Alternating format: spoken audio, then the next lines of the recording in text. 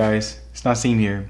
Now, ever since the Pixel 7 Pro has released, many of us have been curious as to whether or not we should get the Pixel 7 Pro or the cheaper Pixel 6 Pro. And in this video, I wanted to break down what each phone is good at based on various stages of use so that you guys can get an idea of which phone is actually better in terms of value. Now, the Pixel 7 Pro and Pixel 6 Pro are two phones that offer a really amazing amount for a really good price. They have amazing displays that are top tier despite being only a year apart. They have good batteries that can not only last you all day, but can also learn your usage and get better the more you use it. And they both have a premium software that runs really well and is arguably the smoothest Android experience that you can get. Even looking at them from an individual standpoint, the Pixel 6 Pro was a very premium phone that had a lot to offer in terms of hardware, features, and overall usability. But this time it's much cheaper, which will sway people's decision. And the Pixel 7 Pro was a top of the line Pixel flagship that was here not only to compete, but to prove that Google can make a top tier flagship without the bugs and the missing features. And not only is it top tier, but it also fixed everything that was wrong with the Pixel 6 Pro. So even though both of these phones are really good when it comes to a top tier flagship,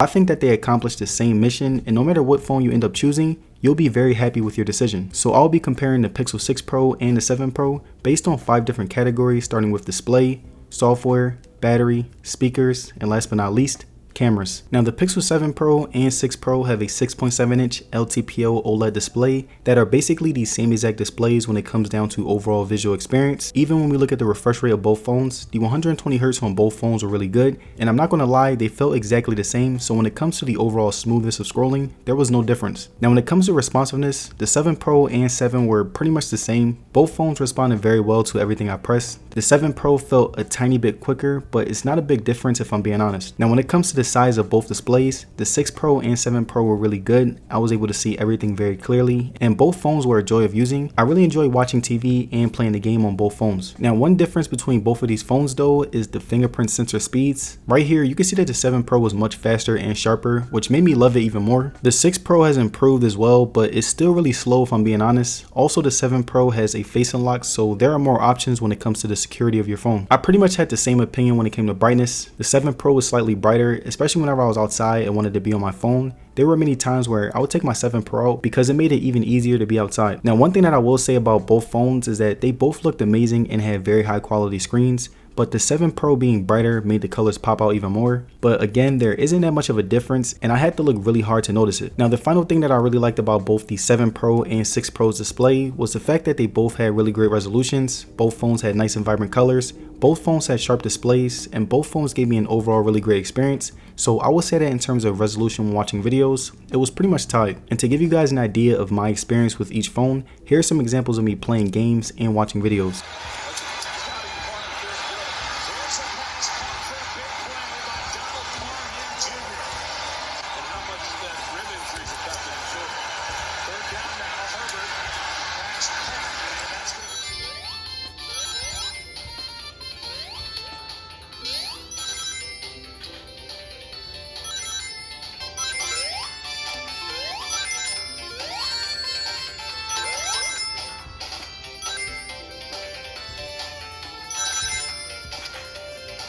Now, when it came to software, I would say that both the 6 Pro and 7 Pro did really good. The 6 Pro got off to a rough start, but after all of the updates, both phones were very identical. The 7 Pro was able to handle the software a little bit smoother. The animations on the 7 Pro were a little better, but the 6 Pro held its own very well. I would still get lags here and there whenever the phone was hot, but it was much less often. But besides that, I can honestly say that both the 6 Pro and 7 Pro rarely gave me any problems. Now, when it comes to software running heavier apps, the 7 Pro handled it better with less lags. The 6 Pro would get minor lags whenever the animations became too much to handle. Speech to text on both phones were as sharp as ever, and thanks to Google Assistant, I will use it much more often than on any other phone. But when comparing both phones, they were pretty much the same in speed and accuracy. Customization was the same. You'll still be able to do as much as you can on both phones, so if you're someone like me who likes to customize your phone to the max, both phones will do the same exact thing. Now, the battery on the Pixel 7 Pro and 6 Pro were pretty much the same when I was using both phones on a day-to-day basis. The 7 Pro was able to last me all day with about 6 to 7 hours of on-screen time, and my Pixel 6 Pro will last me towards the end of the day as well, and I would get around the same screen time since I also used it for a good amount of time. With the 7 Pro, I would end my days with about 15%, which was solid, and with the 6 Pro, the battery will be on 15%, which also was really good. Also, I didn't really use any power saving mode for this test, so both phones were great when it comes to pure performance. phones. Now when it came to charging speeds, both the 6 Pro and 7 Pro were again pretty much the same. The fast charging did okay. I would usually charge them overnight, but whenever I charge them during the day, after 30 minutes, they'd be on about 70%. So overall, I would say that the battery on both phones were really good.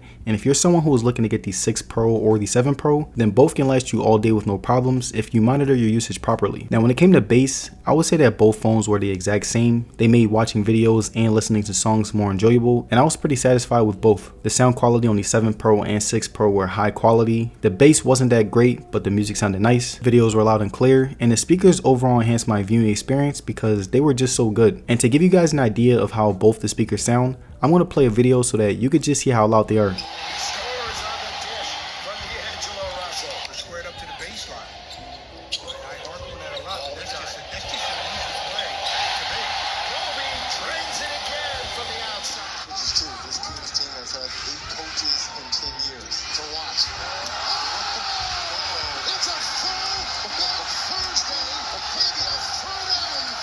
Now the cameras on both the Pixel 7 Pro and 6 Pro were pretty much the same. Both have a 50 megapixel main camera backed by a 12 megapixel ultra wide, and they also have a 48 megapixel telephoto, but I still wanted to show you how each of them did. And when we look at the daytime outside photos, we can see that this is where the cameras were able to shine. My selfies were surprisingly good, and the resolution was mildly sharp. We can see that the cameras again were able to shine with really good lighting. The sharpness wasn't always there, but was still acceptable. My skin tone looked great, and objects looked really good. And when it came to video quality, both had one of the best to offer. And to give you guys an example, here's some videos that I took on it.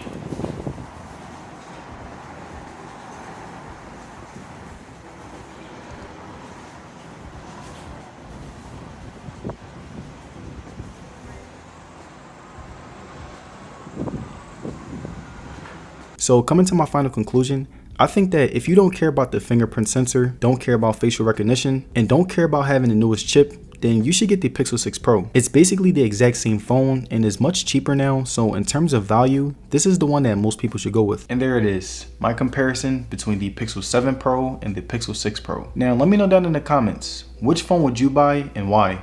Let me know. And if you guys made it to the end of this video, I'd like to say thank you for sticking around. And don't forget to like the video and subscribe, it'll be very appreciated. And as far as social media, you can follow me on Twitter and Instagram, and I will see you guys on the next one.